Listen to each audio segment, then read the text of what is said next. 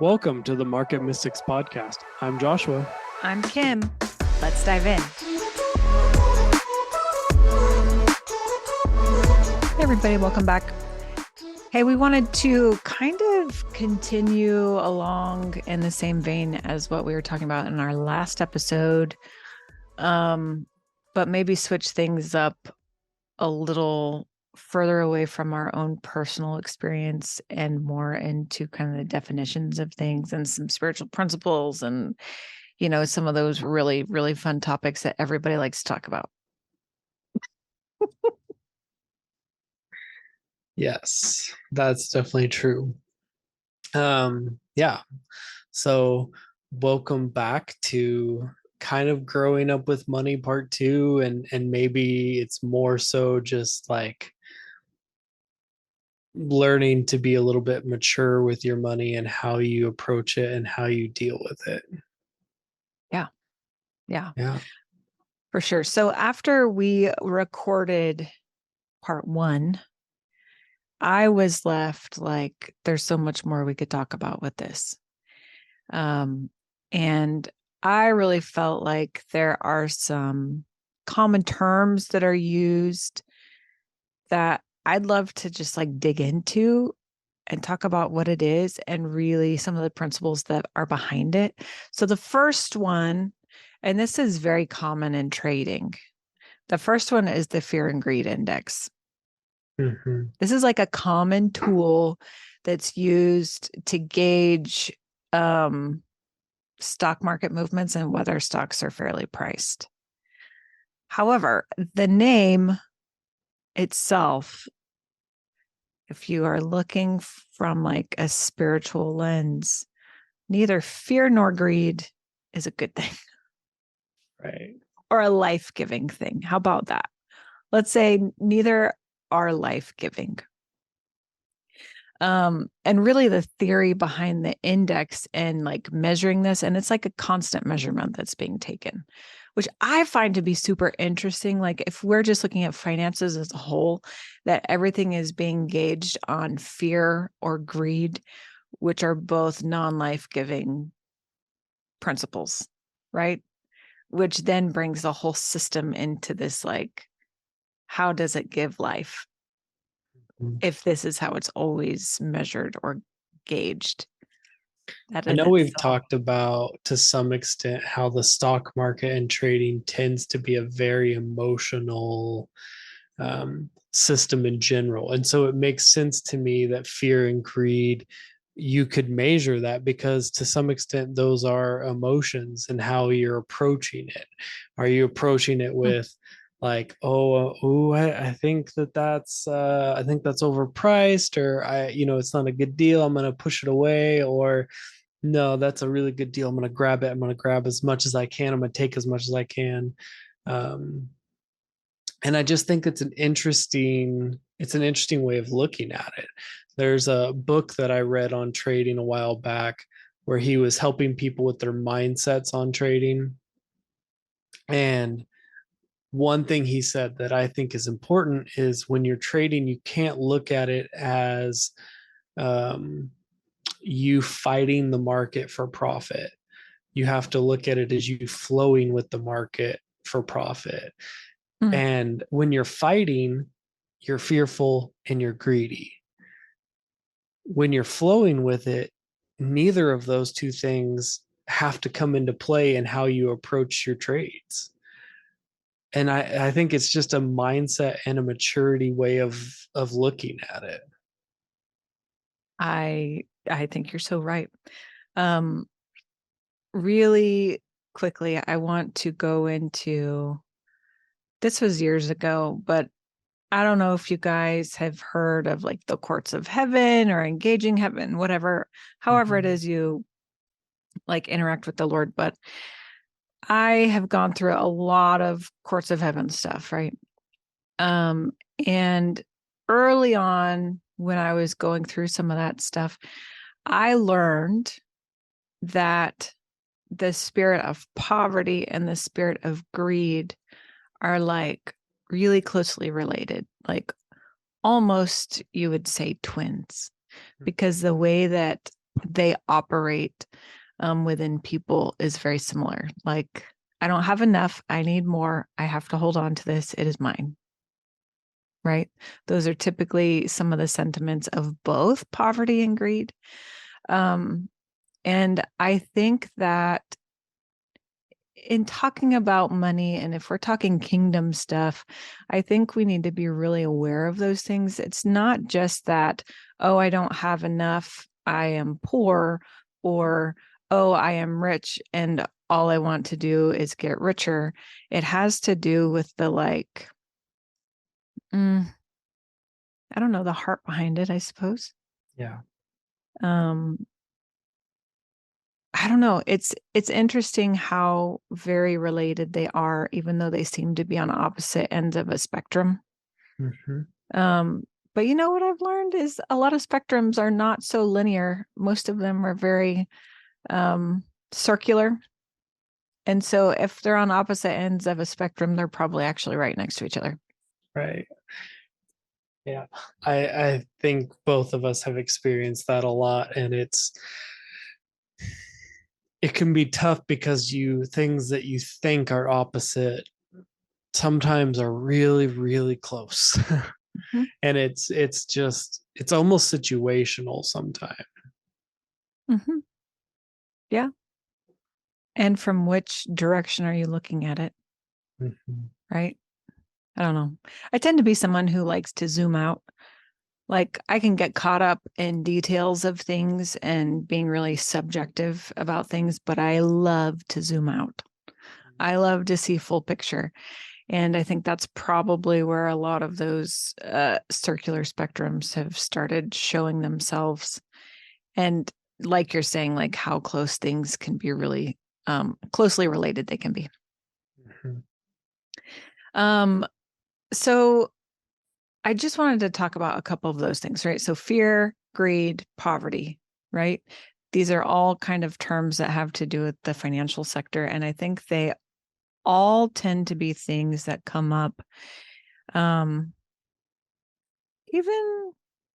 say 100% in like spiritual walk stuff, right? Mm-hmm. I think so many times we were taught in religion that poverty is piety. Is that the word? Is that how you say it? Piety? Yeah.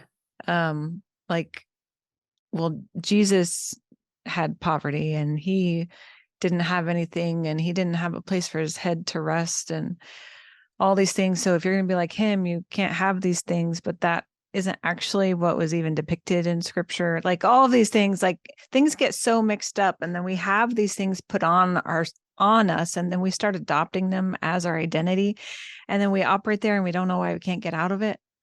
And so I just think sometimes if we can bring things to the light and say, hey, what if Jesus actually said, I came to bring life and life abundantly? And so then you didn't have to like hold on to that poverty thing.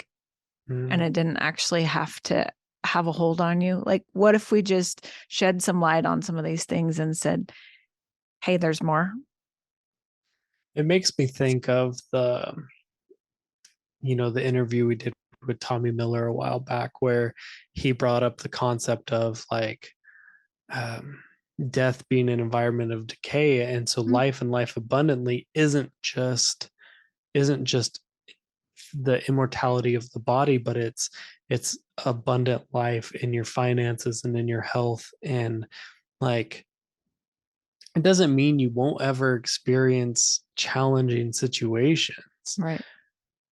But there is this, sometimes there's a fear around being wealthy and stepping up into that arena.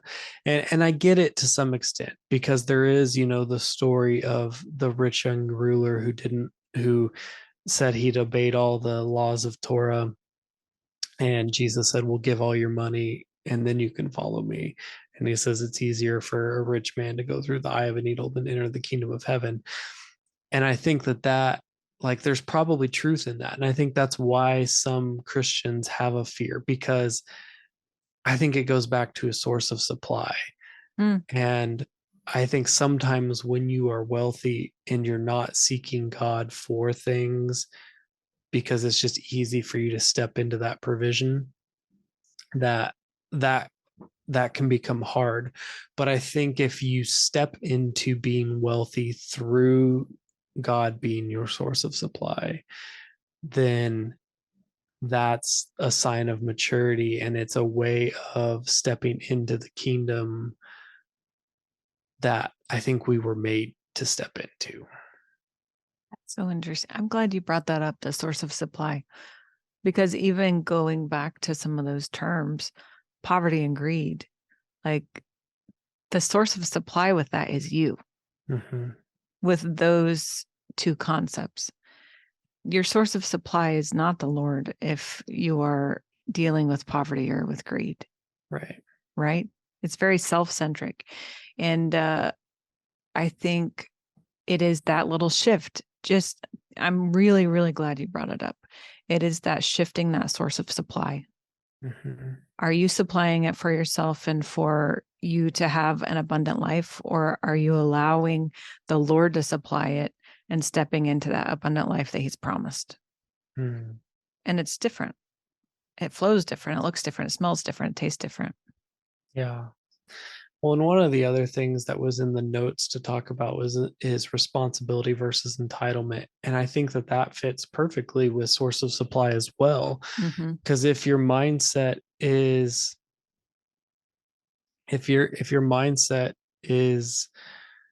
responsibility, then I think that is a source of supply of you're in your Father's kingdom and he's your source, but you're standing up into maturity to walk with him to help manage the kingdom. And I think entitlement is sort of, maybe you still realize you're in a kingdom, but everything should just be given to you no matter what. And that's still a source of supply thing. And to some extent, that's not even a you being the source of supply. It's almost like the other extreme of it, I think. Mm-hmm. Yeah. Sometimes I think the entitlement piece is like, I am here to be served, not to serve. Mm. Right. Mm-hmm. And when we talk about responsibility versus entitlement, I don't think there is anything wrong with being given something that you didn't earn, or that you may not even think you deserve, or others don't think you deserve, whatever. I don't think there's anything like that. It's when you start expecting it and deciding that is how things will come, is because you deserve it, as opposed to taking responsibility for your actions, your participation, and your role in receiving some of those things. So sometimes a responsible receiver is someone who comes with gratitude, right? Sometimes a responsible receiver puts out a whole lot of energy and work to make that happen, like to earn something or to build something. I think the entitlement thing comes without, it's almost like the opposite end of that spectrum, like we're talking about, comes without the responsibility. And so a lot of times when things come from a place of entitlement, there's also less gratitude for it. I've talked about this a lot lately. I don't know if I've talked about it on the podcast or not. I have this thing within me. I don't want to be a farmer, but I kind of want to be a farmer. I would love to like grow and raise my own food. But part of that is like putting in the effort, like taking care to sow the seed and make sure it germinates and sprouts, and that it doesn't get mowed over and the weeds are out of the soil, and it is watered and it gets ample sunlight, and that other animals don't come and eat it before it is meant to be harvested, and harvesting it so that the fruit doesn't get damaged, and then preparing it and then partaking. But all of that effort that has gone into it puts a huge amount of responsibility on it. And so the gratitude that comes from reaping that harvest is exponentially higher than me just going down to the grocery store and buying a hothouse tomato. Mm-hmm. That somebody else found the seed, somebody else planted it, grew it, shipped it to the store. The responsibility is gone from it. Right. You know what I mean? And I think we're just in this kind of tension point. I don't know, where we're needing to shift back to the responsibility, right? There's this ease of entitlement because you don't actually have to do anything. And I'm not talking about salvation. Like, I don't think you earn salvation or you earn a place in heaven. I don't think any of those things. But I do think that we're meant to be responsible sons, right? Yeah. When it talks about creation groaning for the manifest sons of God, I don't think that is just people who also sit around just expecting to receive. I think those are sons who are actively out expanding the kingdom of their Father. Mm-hmm. Yeah. Yeah, I think we've talked a little bit before about how responsibility is more work than not. Like, being awake is more responsibility than being asleep. Right. But there's a different reward for that, I would say. Mm-hmm. And that can be it can be tough when you're first starting to walk into that, because you're like, and there's a lot to do. Right. And just like you're talking about growing your own food, like, that's way harder than going to the grocery store. It takes planning. It takes years of planning. Sometimes, like, yeah, it's not a simple process. And sometimes what you're storing up, not even for you. Sometimes the things you're planting, the orchard you might plant, might not even feed you. It might feed your children. But that's do you have that vision for the future where you're willing to plan for things years in advance, rather than simply just the immediate, I'm going to run down to the store and grab some food? Right. Yeah, I think that's a really interesting conversation piece. And we're using the food as an analogy, but there's so many other things that applies to in life. Finances being one of them. And there's a lot of people who aren't willing to look at their finances in a 5, 10, 15, 20-year mindset, because they're simply trying to get through today or this week or some of those things. And I get that it's a really hard thing in the moment to have that, when that's what you're focusing and struggling on. I get that. I've been there.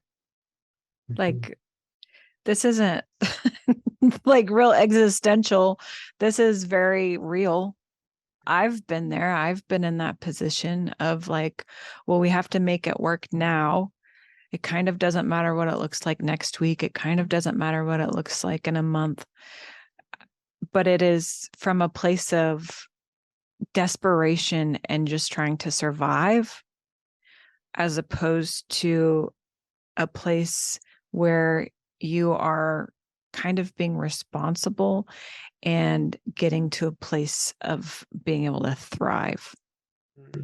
Right. So when, I don't know, I don't want to overgeneralize all of this stuff, but I do think some of the being very now centric, which is not a bad thing by any means, but when you are only honed in on that, it usually comes, especially financially, a lot of it is rooted in some sort of desperation. Mm-hmm. And I think a lot of the decisions that are made in those times of desperation and, what is the other word that I just used? just trying to survive. Mm-hmm. I think decisions that are made in those times are not always ideal decisions. And I also don't think that they always represent who you actually are and your true character and your true colors when you are having to make decisions on such a reactionary basis, I suppose. Yeah. So when we're talking about shifting from like being now centric to like future centric, I would say it's broadening possibility, and it is broadening the availability of life that can come from it almost. Can I say that? I don't know. I think it makes sense. There's, I mean, we talk about perspective all the time, but when you're in that desperate survival state, it can be really hard to get a different perspective. And so Oh, for sure. it is not criticism over anyone who's in that state, because you're just trying to survive to get to the next day. But I think there is a important element in the place of survival to either have friends or family or someone in your circle who can help bring perspective, um, because you have to have a different perspective, I think, to get out of it. Yeah. Otherwise, you're just staying in that desperate state, that survival state. Um, yeah, it can be important to have that perspective, whether or not you are able to pull yourself out and see it, or whether or not you have someone in your support system who can help you see it, to start making plans of how to position and um, position yourself to get out of that. Yeah, for sure. I think you brought up this phrase earlier that came from your book, fight or flow, not fight or flight, but fight or flow regarding the markets. Yeah. But I think even with this, when we're talking about being in a place of survival and desperation, I think that you can really put this into practice as well. Typically, when you're in that place, that survival place, you're going to be fighting for everything, right? But maybe if we're looking at perspective and how to get out of it, maybe fight for the flow, right? Fight to get yourself back into a place where you can be in the flow and not constantly in the desperation and survival place. And some of that just comes from a shift in mindset.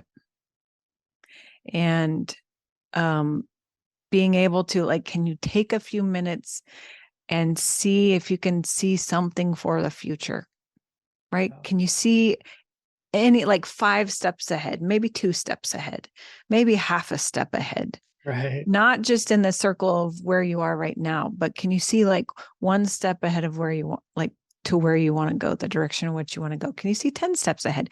Can you see 25 years from now? Right? Well, maybe if I could do this.